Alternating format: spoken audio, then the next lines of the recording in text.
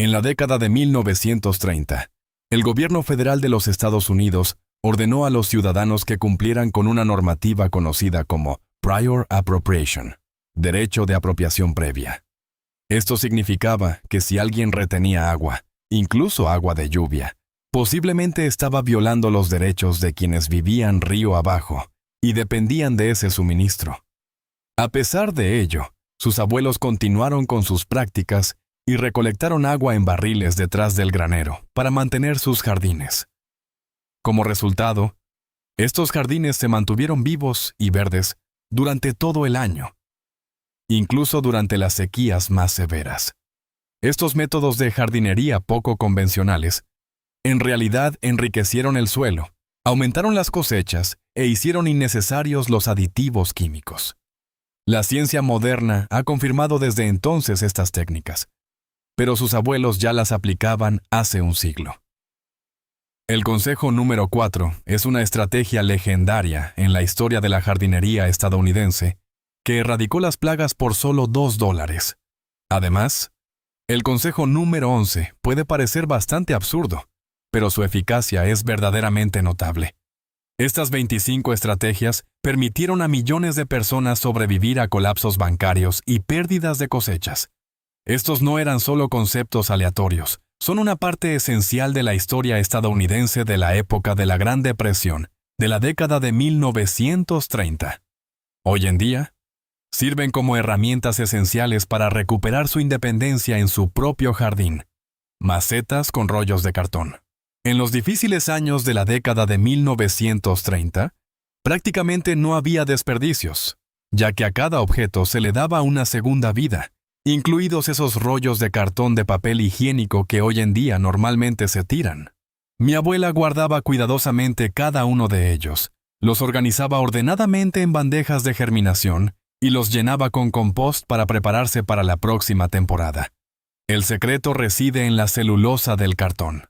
Cuando se entierran en la tierra, se descomponen de forma natural y añaden materia orgánica al suelo. Además, este método asegura que las delicadas raíces jóvenes de las plantas nunca sufran el trauma del trasplante manual, mientras que los investigadores agrícolas contemporáneos pueden advertirles sobre el moho.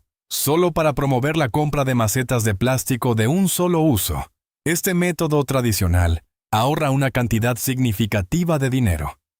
Un juego de macetas biodegradables en un centro de jardinería cuesta alrededor de $5 por 24 unidades. Pero mi abuela hacía docenas de ellas con cosas que la gente normalmente tiraba sin pensar. Para obtener resultados óptimos, utilícelas para verduras de crecimiento rápido, como las de hoja verde, y trasplántelas al suelo tan pronto como aparezcan las primeras hojas verdaderas, para que el cartón no le quite demasiado nitrógeno a la planta. Siembra en canaletas. En las décadas de 1930 y 1940, las canaletas se fabricaban típicamente de acero galvanizado o madera. Estos eran materiales caros que resultaban cruciales para proteger los cimientos de una casa de los daños causados por la lluvia.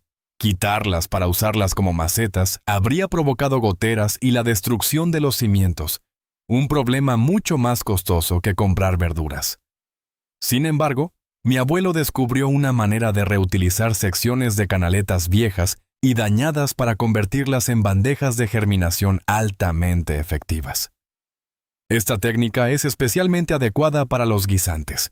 Simplemente se llena la canaleta con abono, se siembran las semillas y, una vez que las plántulas han ganado fuerza, se cava una zanja en el lecho del jardín y se desliza cuidadosamente toda la fila de plántulas directamente en ella.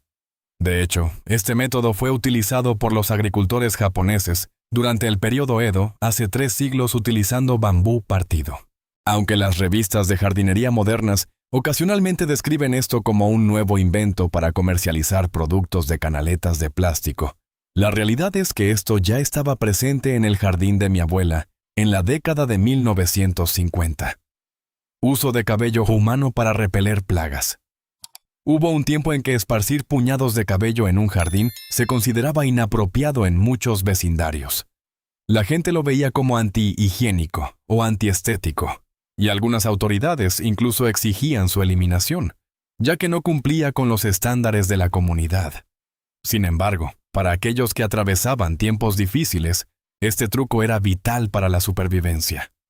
Durante la Gran Depresión, los Victory Gardens, Jardines de la Victoria, eran un salvavidas y protegerlos de ciervos o conejos era una cuestión de vida o muerte cuando no había dinero para costosas cercas de alambre. Mi abuela recogía el cabello después de cada cepillado, o lo conseguía en las peluquerías locales, para esparcirlo por el borde del jardín. El olor a feromonas y el olor corporal humano en el cabello construyen un sistema de seguridad invisible que causa incomodidad a los herbívoros y los mantiene alejados de las verduras. La ciencia ha confirmado que el cabello, al descomponerse, proporciona una gran cantidad de nitrógeno y enriquece el suelo de forma natural. Sin embargo, tenga en cuenta que el cabello tarda años en descomponerse por completo, por lo que su función principal radica más en la disuasión que en la fertilización. Un pequeño detalle a recordar es que el cabello humano normalmente no funciona con pequeños roedores como ratones o ardillas, ya que están demasiado acostumbrados a vivir cerca de los humanos. Jabón en la horticultura. Desde el siglo XIX, los registros agrícolas occidentales documentan el uso de jabón de aceite de ballena como un pesticida común. Alrededor de 1893, apareció el jabón Fels Naphtha y se convirtió en un nombre legendario en la historia de la jardinería estadounidense. Las amas de casa de esa época rayaban el jabón y lo disolvían en agua para rociarlo sobre árboles frutales y verduras, con el fin de prevenir infestaciones de plagas. Siguió siendo un arma principal durante los años de la Depresión, cuando los pesticidas comerciales eran demasiado caros o escaseaban debido a la guerra. Una solución de jabón diluida es uno de los pesticidas más seguros del mundo. Puede atacar la capa protectora de las cochinillas y las moscas blancas, haciendo que se sequen rápidamente y mueran. Lo más importante es que no hay que preocuparse por los residuos tóxicos, aunque esto alguna vez fue muy mal interpretado, lo que llevó a advertencias de que el jabón permitiría que los productos químicos tóxicos penetraran en el suelo. Solo tenga cuidado de no usar detergente lavavajillas moderno como sustituto, ya que los agentes limpiadores agresivos que contiene eliminan la cera protectora de las hojas de las plantas. Además, antes de comenzar a trabajar en el jardín, puede rascar una pastilla de jabón con las uñas para evitar que se acumule suciedad debajo de ellas, de modo que sus manos se mantengan limpias después de terminar el trabajo. Carbón vegetal en plantas de maceta. Esta técnica tiene sus orígenes en las antiguas selvas tropicales del Amazonas.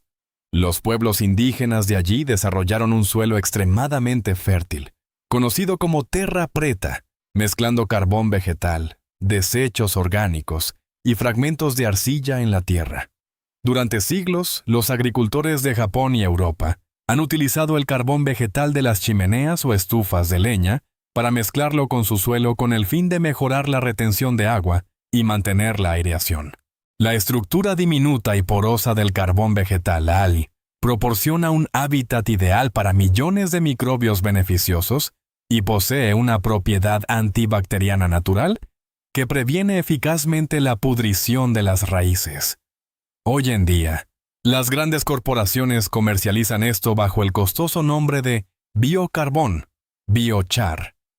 Pero mi abuelo siempre supo cómo usar carbón limpio de su propia estufa de leña para su suelo. En el pasado, los métodos tradicionales a menudo recomendaban el uso de grava o guijarros en el fondo de una maceta para el drenaje. Sin embargo, la grava no solo añade un peso innecesario, sino que también puede obstruir el flujo ascendente del agua, lo que a veces crea una zona saturada en el fondo que causa la pudrición de las raíces. El carbón vegetal mantiene la tierra suelta, retiene mejor el agua y hace que las macetas grandes sean mucho más ligeras y fáciles de mover. Solo asegúrese de no usar nunca carbón de una parrilla, ya que este suele contener aditivos para facilitar el encendido y sal, lo que dañará sus plantas. Conservar sus propias semillas. Antes de que aparecieran enormes centros de jardinería por todas partes, conservar semillas no era solo un pasatiempo. Era la única forma de mantener una granja de una temporada y la siguiente. Su abuela cosechaba y almacenaba semillas de las plantas más sanas, aquellas que se habían adaptado perfectamente al suelo y clima específicos de su familia. Sin embargo, un punto de inflexión significativo ocurrió en 1970, cuando las empresas comenzaron a patentar semillas y a promover el uso de semillas híbridas F1. Estas semillas producen una hermosa primera cosecha, pero su descendencia no crecerá de la misma manera al año siguiente, lo que le obliga a regresar cada primavera y comprar otras nuevas. Este es un modelo de negocio muy calculado. Al conservar sus propias semillas tradicionales de polinización abierta, está preservando un patrimonio vegetal que está desapareciendo gradualmente. Las investigaciones muestran que el 94% de las variedades de hortalizas comerciales del año 1900 están hoy extintas. Las bibliotecas de semillas de variedades antiguas trabajan diligentemente hoy en día para mantener vivas estas antiguas variedades, ya que representan nuestra última línea de defensa contra la dependencia total de las corporaciones de semillas. Recolectar agua de lluvia para el jardín.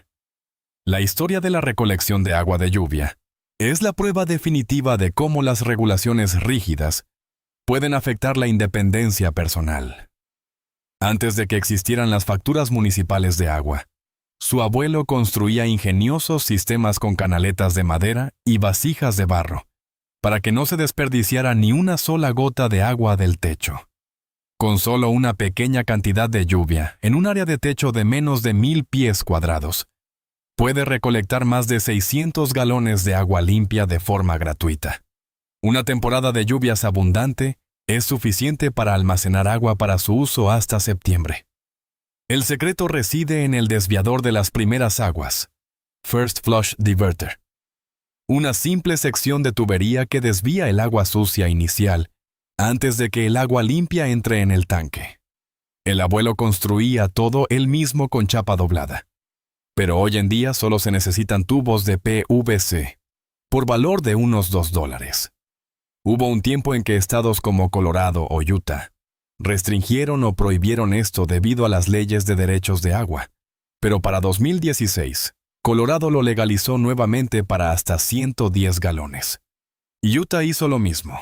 Hoy en día muchos científicos reconocen que la recolección descentralizada de agua de lluvia no es peligrosa, como se advertía anteriormente. Por el contrario, ayuda a mitigar las inundaciones y a ralentizar el agotamiento de las aguas subterráneas. Algunas revisiones incluso sugieren que las decisiones gubernamentales anteriores estaban equivocadas. A medida que las regulaciones se relajan lentamente, la gente se da cuenta de que un hogar puede reducir el riego al aire libre en un 40% simplemente usando agua de lluvia. Su abuelo no necesitaba estadísticas. En medio de un agosto seco, simplemente miraba su tanque de agua lleno y sonreía. Eliminar las malas hierbas con vinagre o cloro. Esta es una práctica peligrosa e ilegal en muchas regiones. El cloro es un producto químico tóxico. Si penetra en el suelo, destruye la vida del suelo y contamina las aguas subterráneas. Verter productos químicos de limpieza directamente en el medio ambiente se considera contaminación. Sin embargo, en aquel entonces, cuando usar productos químicos para matar las malas hierbas era más difícil que decidir qué cenar, sus abuelos lo veían de otra manera.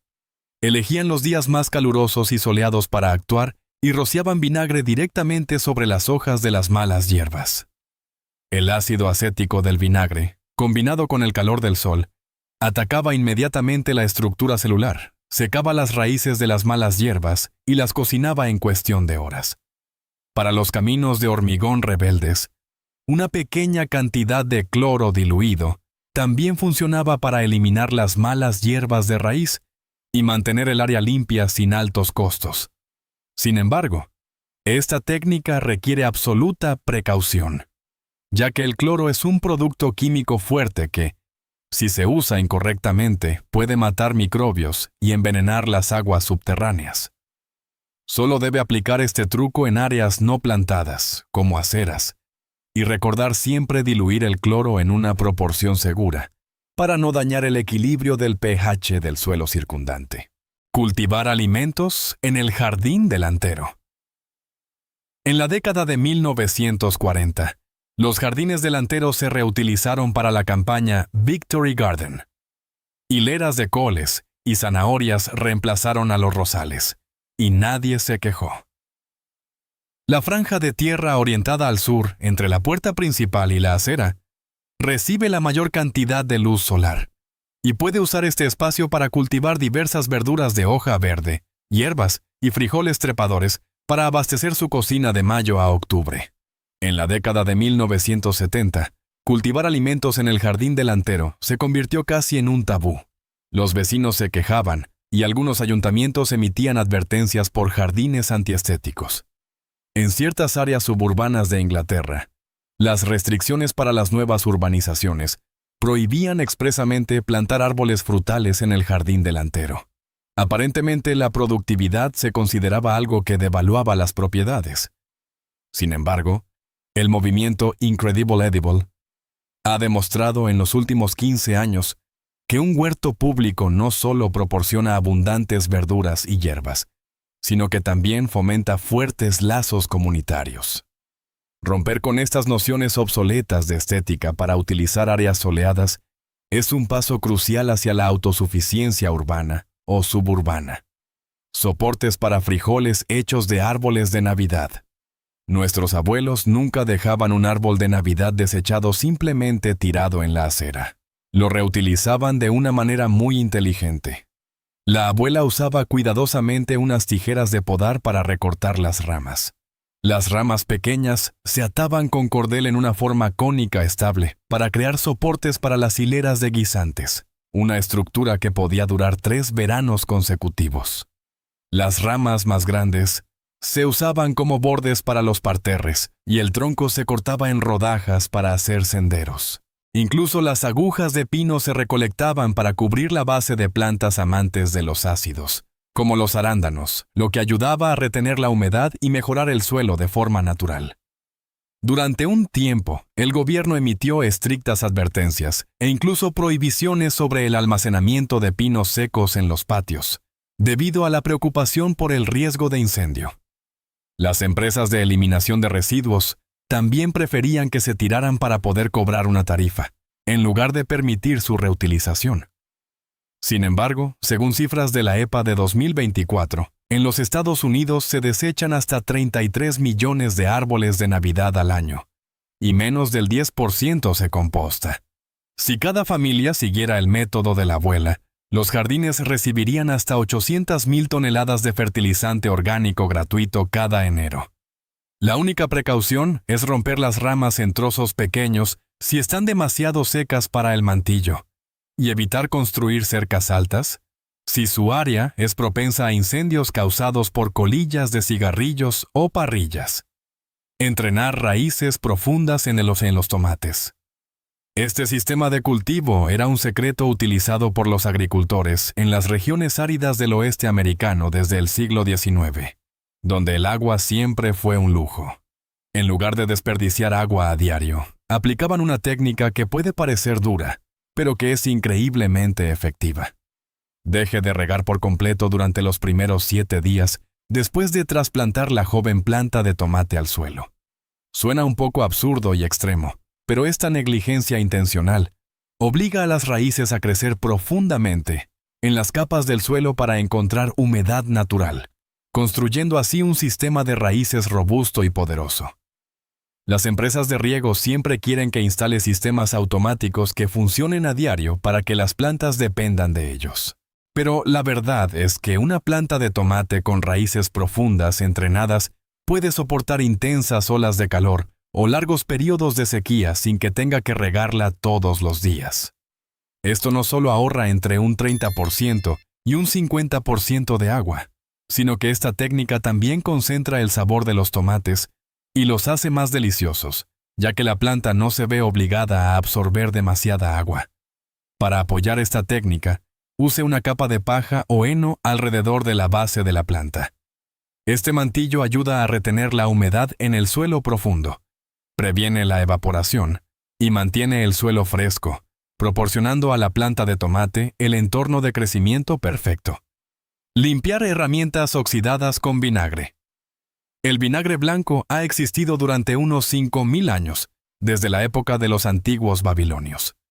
A lo largo de la historia de la humanidad, el vinagre ha sido más que un simple condimento. Ha sido el agente de limpieza más versátil en cualquier hogar. El vinagre blanco contiene aproximadamente un 5% de ácido acético. Cuando se sumerge una herramienta oxidada en vinagre, el ácido acético entra en una reacción química con la capa de óxido de hierro. Este proceso ablanda el óxido, haciendo que se desprenda de la superficie metálica original. Después de remojar, típicamente de 12 a 24 horas, solo necesita usar un cepillo de cerdas duras para frotar ligeramente, y el óxido se eliminará por completo, revelando el metal brillante debajo. Muchas personas a menudo tiran los objetos oxidados, creyendo que ya no se pueden salvar, y que comprar uno nuevo es más fácil que repararlo. Pero con solo una botella económica de vinagre blanco, puede ahorrar mucho dinero en herramientas nuevas. Ya sea en tiempos difíciles o en la era moderna, nunca es una buena idea tirar lo que aún se puede salvar. Una nota importante es que, después de que la herramienta se haya secado por completo, debe aplicar inmediatamente una fina capa de aceite sobre la superficie de metal desnudo, para crear una barrera contra el aire y evitar que la oxidación regrese de inmediato. Té fertilizante a partir de malas hierbas remojadas. Su abuela nunca gastó dinero en alimentos para plantas en la tienda porque sabía cómo convertir las malas hierbas, que normalmente se consideran basura, en una valiosa fuente de alimento. Las ortigas o las malas hierbas, que absorben nitrógeno y potasio de las profundidades del suelo, se metían en un cubo con agua de lluvia y se dejaban fermentar en un rincón del jardín durante unas 2 semanas. El resultado es un líquido espeso de color marrón oscuro, con un olor muy distintivo. Investigadores de la Universidad de Coventry han demostrado que esto contiene tanto nitrógeno como las costosas marcas de fertilizantes comerciales. Aunque este proceso de fermentación a menudo hace que los vecinos se quejen y los ayuntamientos a veces exijan su cese debido al olor desagradable, es la forma más inteligente de devolverle al suelo lo que le pertenece. Cuando lo use, simplemente diluya una parte de té con 10 partes de agua limpia, para crear un maravilloso fertilizante líquido para las verduras de hoja verde. Este es el secreto para mantener un jardín verde sin gastar un centavo, al tiempo que se maximiza cada recurso natural disponible. Los jardines de las mujeres de Missouri. Durante los años más oscuros de la Gran Depresión, cuando los hombres de Missouri tuvieron que abandonar sus hogares para encontrar trabajo en las grandes ciudades, las mujeres se convirtieron en los únicos pilares que se aferraron a su hogar.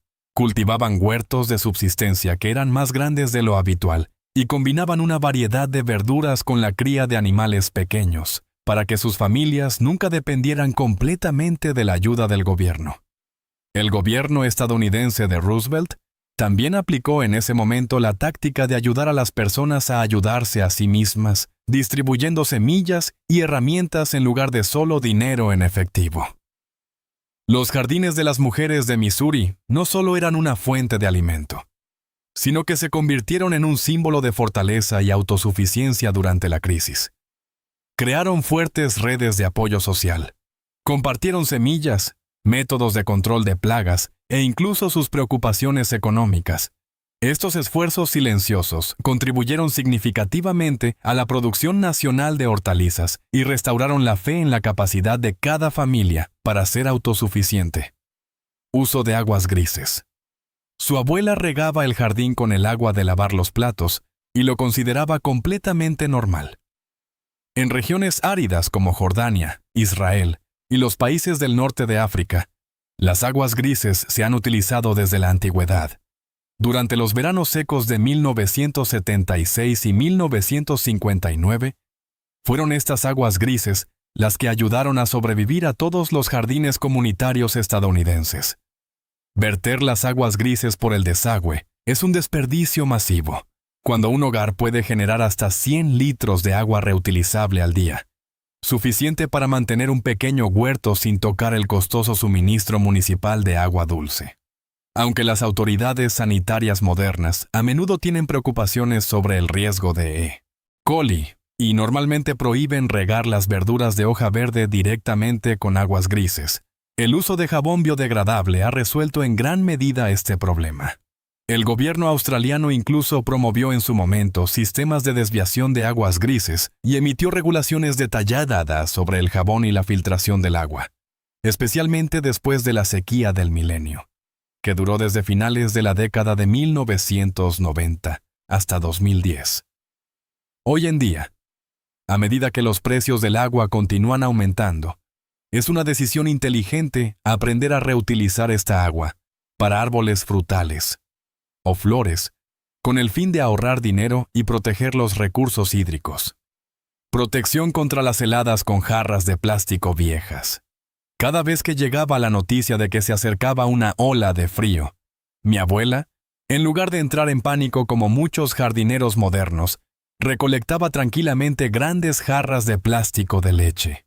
Al cortar el fondo y colocarlas sobre cada plántula, creaba un sistema de mini invernadero perfecto para proteger los brotes jóvenes de los cristales de escarcha. La cubierta de plástico sirve para retener el calor y mantener una humedad uniforme, evitando que los vientos fríos dañen directamente las hojas de las plantas, al tiempo que asegura que el interior no esté demasiado sofocante. Esta solución no cuesta nada, pero ofrece una protección absoluta, mucho mejor que usar lonas grandes que pueden romper ramas o causar pudrición. Aunque alguna vez se advirtió que el uso de plástico en el jardín podría liberar productos químicos en el suelo, solo debe tener cuidado de no usar jarras con demasiadas etiquetas. Cuando sale el sol por la mañana y el aire se calienta, simplemente levante con cuidado estas cajas protectoras para que las plantas puedan respirar y realizar la fotosíntesis. Colocar piedras alrededor de las plantas para mantenerlas calientes.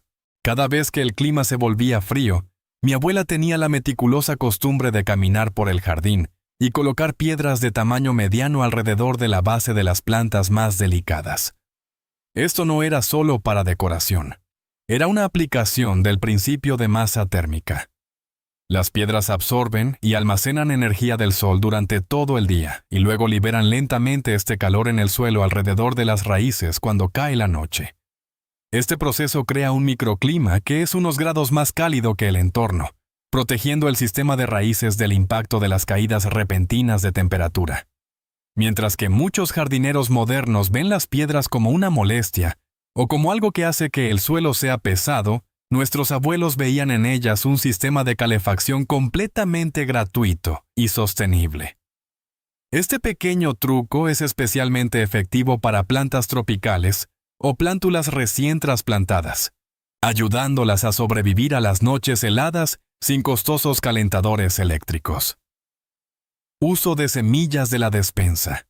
El secreto de la independencia alimentaria a veces no reside en semillas caras o envases coloridos en el supermercado, sino que se esconde justo detrás de los frascos viejos en su despensa. Mi abuela Sillinger supo que los guisantes secos, los frijoles negros, los frijoles mungo o los frijoles rojos que la familia guardaba para las sopas eran en realidad semillas en un perfecto estado de latencia. En lugar de gastar de $2 a $5 en un paquete de semillas con solo unas pocas docenas de semillas de grandes corporaciones, puede tener miles de semillas por solo unos pocos centavos. El secreto de la abuela era remojar siempre los frijoles secos en agua durante aproximadamente 1 hora antes de sembrarlos para despertar el embrión y hacer que el proceso de germinación ocurriera el doble de rápido. Este es el consejo de ahorro más inteligente para optimizar el presupuesto de su jardín, ayudando a cualquier familia a crear un huerto, incluso cuando los bolsillos están vacíos. Sin embargo, esto se encuentra con una silenciosa resistencia por parte de las empresas de semillas. De hecho, plantar desde su despensa es una especie de protesta contra el modelo de negocio de las semillas híbridas que no se pueden reutilizar. Lo más importante a tener en cuenta al aplicar este truco es asegurarse de que estos frijoles no hayan sido sometidos a ningún tratamiento térmico, como el tostado, ni hayan sido condimentados con productos químicos o especias, ya que el calor extremo mata por completo la vida dentro de la semilla. Uso de hollín como fertilizante y para el control de plagas. En una época en la que todas las casas se calentaban con una estufa de carbón, el hollín no era basura, sino una valiosa fuente de minerales gratuitos. Mi abuelo recogía cuidadosamente cada puñado de hollín oscuro de la chimenea para llevarlo al jardín a principios de la primavera. Esta capa de hollín añadía nutrientes y actuaba como una barrera natural. La superficie rugosa dificultaba que las babosas se arrastraran sobre ella. El olor distintivo disuadía a las moscas dañinas y ayudaba a que el suelo se mantuviera más oscuro para retener el calor, lo que favorecía el crecimiento de las plantas en los días fríos. Sin embargo, a partir de las décadas de 1960 y 1970, cuando la calefacción central reemplazó lentamente a las estufas de carbón, las empresas químicas llenaron rápidamente el vacío con cebos para caracoles que contenían metaldehído, un producto químico tóxico que fue prohibido por completo en el Reino Unido en 2022 porque daña la vida silvestre. Por el contrario, el hollín natural proporciona oligoelementos como potasio y nitrógeno sin contaminar el medio ambiente. Una nota técnica importante es que debe almacenar el hollín en una bolsa seca durante unos 3 meses antes de usarlo, para que los compuestos de azufre puedan disiparse y evitar quemar las raíces de las plantas jóvenes. Además, no use en absoluto hollín de estufas de leña en las que se haya mezclado plástico, pintura o pegamento, ya que estos contienen dioxinas y metales pesados que pueden envenenar sus alimentos. Siembra sucesiva cada 2 semanas. Hay una verdad que las corporaciones de semillas y los libros de jardinería modernos a menudo ignoran intencionalmente para impulsar las ventas. No tiene que sembrar todas sus semillas a la vez. Mi abuela, así como los jardineros comunitarios de hace 50 años, siempre aplicaban instintivamente la técnica de la siembra sucesiva. En lugar de sembrar un paquete entero de semillas de lechuga en un solo día de primavera, solo para encontrarse 2 semanas después frente a una montaña de verduras que no se pueden comer, ella solo sembraba una fila corta cada 2 semanas, desde marzo hasta agosto. De esta manera, la familia tenía verduras frescas para cosechar continuamente durante 6 meses, en lugar de que todo madurara a la vez y luego desapareciera. Los libros de jardinería de hoy a menudo intentan complicar las cosas, llamando a esto una técnica de cultivo avanzada. Pero en realidad era solo el sentido común de nuestros abuelos para evitar el desperdicio. Sembrar todo a la vez es en realidad una trampa para el consumidor, que le hace agotar rápidamente su paquete de semillas, por lo que tiene que volver a la tienda para la próxima cosecha y comprar más. Con un solo paquete de semillas, si sabe cómo dividir el tiempo, puede proporcionar suficientes verduras para toda la familia de mayo a octubre. Solo recuerde anotar el calendario de siembra en etiquetas caseras para no perder el ritmo de crecimiento del jardín. Remojar las semillas en agua con sal de Epsom. En el mundo de la generación de jardineros mayores, la sal de Epsom, sulfato de magnesio, no era solo para bañarse, sino también una bebida energética mágica para los brotes jóvenes. Antes de sembrar, la abuela siempre les daba a sus preciosas semillas un baño de nutrientes esenciales. El secreto reside en la fórmula, una cucharada de sal de Epsom disuelta en un galón de agua tibia. Las semillas remojadas en esta solución durante 4 a 6 horas absorben una generosa cantidad de magnesio. El magnesio es el mineral clave que desencadena las enzimas de germinación y promueve un desarrollo de raíces profundo y fuerte desde los primeros momentos de vida. Las corporaciones de fertilizantes y estimulantes del crecimiento ciertamente no quieren que sepa que un producto barato, que cuesta menos de 2 libras por kilogramo en la farmacia, puede reemplazar perfectamente sus costosas soluciones de enraizamiento. Sin embargo, debe tener mucho cuidado con el tiempo de remojo. No deje las semillas en agua con sal de Epsom durante demasiado tiempo, más de 6 horas, ya que la alta concentración de minerales puede tener el efecto contrario y dañar la delicada cubierta de la semilla. Un poco de magnesio en el momento adecuado marca la diferencia entre una plántula débil y un guerrero verde en el jardín de su casa. Fertilizar con desechos de pescado. Convertir los restos de pescado en un superalimento para las plantas es una técnica antigua y poderosa de los nativos americanos que nuestros abuelos preservaron en silencio. En lugar de tirar cabezas, espinas o entrañas de pescado a la basura, donde causan contaminación ambiental, la gente de entonces cavaba agujeros de exactamente 12 pulgadas, unos 30 centímetros, de profundidad directamente debajo de las plantas de tomate, maíz o calabaza, antes de que comenzara la temporada. A medida que los peces se pudren lentamente en el suelo, liberan grandes cantidades de nitrógeno, fósforo y potasio, así como oligoelementos, nutriendo a las plantas durante todo el verano. El resultado son plantas de tomate con tallos del grosor de un pulgar y rendimientos increíbles, sin un solo grano de fertilizante químico. Sin embargo, este truco de jardinería se enfrentó una vez a una feroz resistencia. En la década de 1960, muchos ayuntamientos emitieron prohibiciones oficiales sobre el uso de pescado como fertilizante, ya que los vecinos se quejaban del olor. Las empresas de fertilizantes también aprovecharon esta oportunidad para promover fertilizantes químicos limpios pero costosos. Sin embargo, el secreto para superar estos obstáculos es simple. Debe enterrar el pescado al menos a una profundidad de 4 a 12 pulgadas, unos 10 a 30 centímetros, y presionar la tierra firmemente.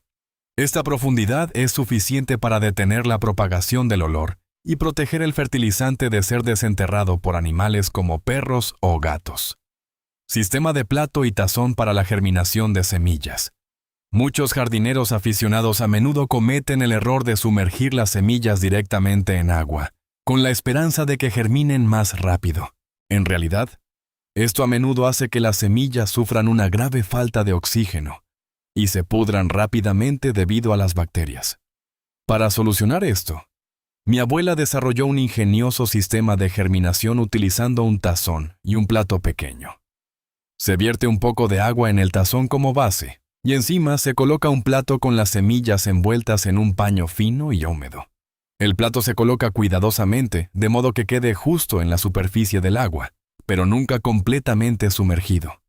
El vapor que se eleva del tazón es capturado por el plato y el paño, creando un microclima con una humedad uniforme y suave que permanece aireado alrededor de las semillas durante todo el día. Esta técnica asegura que las semillas siempre reciban el agua que necesitan para estimular el crecimiento, sin correr nunca el riesgo de encharcarse. Con solo un tazón viejo y un plato, tiene un laboratorio de germinación que es más efectivo que cualquier equipo moderno. Etiquetas para plantas gratuitas. En los recuerdos de los niños de la posguerra, recolectar envases viejos de yogur o helado de los vecinos no era solo un juego, sino la preparación para la nueva temporada de la abuela. En lugar de gastar dinero en etiquetas de plástico endebles, que se rompen fácilmente en los centros de jardinería, la gente de entonces convertía los residuos de plástico en herramientas muy duraderas para la gestión del jardín. La abuela cortaba meticulosamente los envases de plástico blanco en tiras de aproximadamente media a 1 pulgada, unos 1,2 a 2,5 centímetros, de ancho, creando así cientos de etiquetas para plantas completamente gratuitas. Estas tiras de plástico no solo son resistentes a la intemperie, sino también absolutamente impermeables, y mantienen la información sobre la variedad de la planta fácilmente legible desde la siembra hasta la cosecha. Esta reutilización es en realidad un pequeño acto de rebelión contra la cultura del consumo y la explosión de los plásticos de un solo uso, que las empresas de producción impulsan constantemente.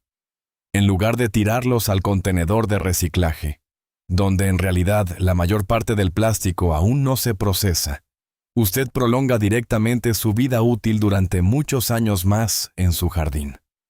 Para obtener los mejores resultados, la abuela siempre recomendaba usar un rotulador resistente al agua para escribir el nombre de la planta y la fecha de siembra. En el lado blanco de la etiqueta, estas etiquetas pueden durar 5 o 6 temporadas sin decolorarse ni pudrirse bajo el sol abrasador. Estos consejos de jardinería de la época de la Gran Depresión son más que simples técnicas. Son símbolos de total independencia de los sistemas modernos y dependientes. En este jardín, nada es basura. Es solo algo que aún no ha encontrado su lugar.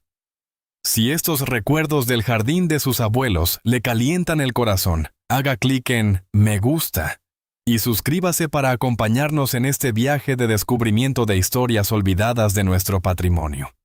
¿Y qué hay de usted? ¿Qué truco de jardinería de sus abuelos sigue aplicando hoy en su jardín? Por favor, comparta sus valiosas historias y experiencias en los comentarios para que todos podamos aprender juntos. Si estas historias han cambiado la forma en que ve las malas hierbas en su jardín o los desechos en su cocina, suscríbase al canal y deje un me gusta. Desenterramos la historia que intentaron enterrar. Plante el futuro. El próximo tesoro se abrirá pronto.